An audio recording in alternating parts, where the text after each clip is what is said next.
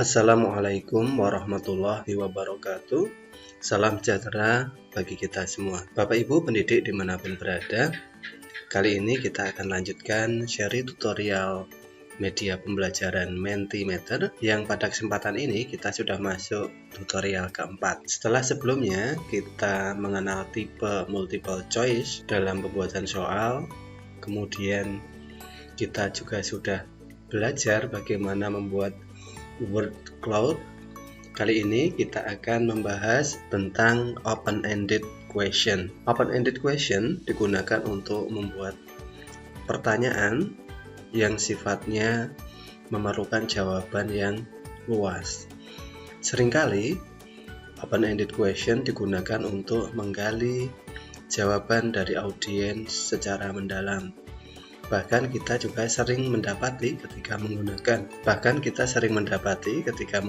open-ended question, jawaban dari siswa maupun audiens sering di luar perkiraan kita. Berbeda dengan close-ended question yang kita hanya mendapati jawaban ya, tidak, benar, salah, maka open-ended question ini jauh lebih luas lagi, lebih mendalam, sehingga kita akan tahu segala permasalahan yang kita tanyakan melalui jawaban audiens atau siswa secara lebih mendalam. Oke, pastikan Bapak Ibu sudah login ke dalam Mentimeter. Kemudian kita buat new presentation. Soal open-ended. Kemudian create presentation. Oke, sudah siap. Kita akan langsung pilih open-ended questionnya, ya. Open-ended kita pilih. Nah, kemudian di sini pertanyaannya yang sifat terbuka, ya, jangan yang close question. Apa pertimbangan Anda dalam memilih tempat makan? Nah, ini contoh pertanyaan yang terbuka. Artinya nanti jawabannya bisa bermacam-macam. Ada yang suka karena rasanya, ada yang suka karena murahnya, ada yang suka karena kebersihannya, dan seterusnya. Ada banyak opsi jawaban yang mungkin akan kita peroleh. Oke, kemudian layoutnya kita bisa memilih defaultnya speech bubble, bisa kita ganti one by one, nanti berarti munculnya satu persatu, ya. Kemudian ada flowing grid. Kalau seperti ini nanti dalam satu layar kita bisa mendapati beberapa jawaban langsung yang bisa kita lihat. Nah, silakan pilih sesuai dengan selera atau keinginan masing-masing. Coba saya akan pilih yang flowing grid.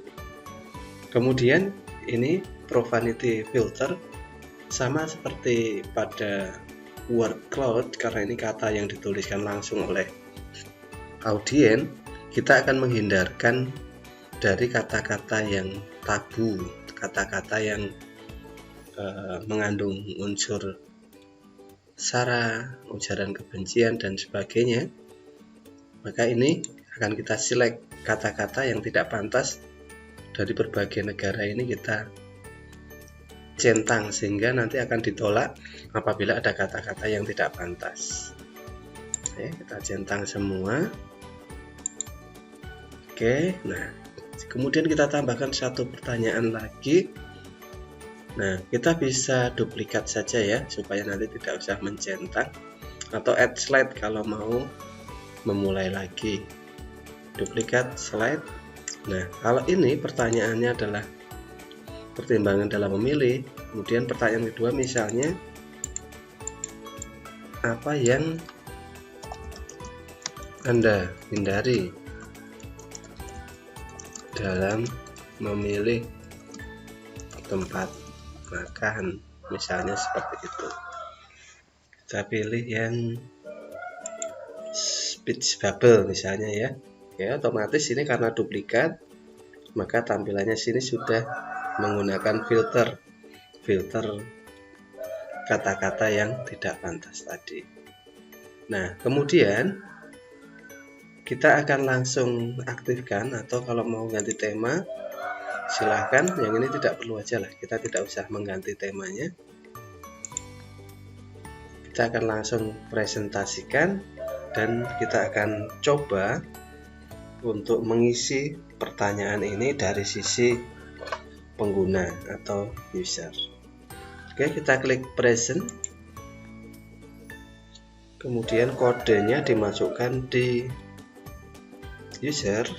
Kita akan lihat nanti user yang join ke dalam kelas kita.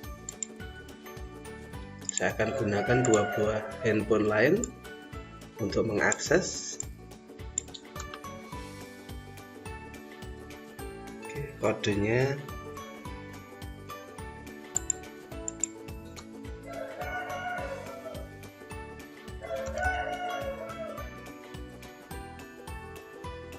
ya, satu siswa sudah menjawab.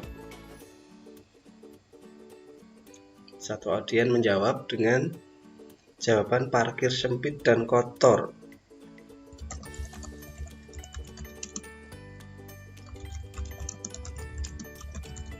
Kemudian saya akan mengisi sepi pelanggan, karena sepi mengindikasikan makanan tidak enak. Nah, seperti ini Bapak Ibu. Jawaban dari audien atau siswa akan tampil dalam layar kotak seperti ini dengan bingkai garis yang warnanya berbeda dari masing-masing siswa. Apa pertimbangan Anda memilih tempat makan? Ini pertanyaan kedua. Apa pertimbangan Anda memilih tempat makan? Ya, sudah ada yang menjawab, harga yang murah dan rasanya enak. Ini hampir semua orang maunya begitu ya, harga murah, rasanya enak. Kemudian saya akan menjawab tempat yang bersih dan parkirnya luas. Oke, jawabannya sudah terkirim dua-duanya, harga yang murah dan rasanya enak. Kemudian yang satu, tempat yang bersih dan parkirnya luas. Nah, dengan seperti ini maka seorang guru di dalam kelas bisa mendapatkan variasi jawaban yang bermacam-macam. Nah, dari jawaban-jawaban tersebut kemudian bisa ditindaklanjuti dengan diskusi, bekerja sama dalam kelompok dan sebagainya, sehingga suasana belajar menjadi lebih hidup dan banyak opsi yang bisa dipilih oleh guru dalam mengembangkan kegiatan pembelajaran saat itu. Nah, seperti ini Bapak Ibu, semoga Bapak Ibu bisa mendapatkan gambaran bagaimana mengimplementasikan Mentimeter open-ended ini di dalam pembelajaran interaktif di dalam kelas masing-masing. Kita akan lanjutkan untuk seri tutorial selanjutnya, dan saya tutup. Wassalamualaikum warahmatullahi wabarakatuh.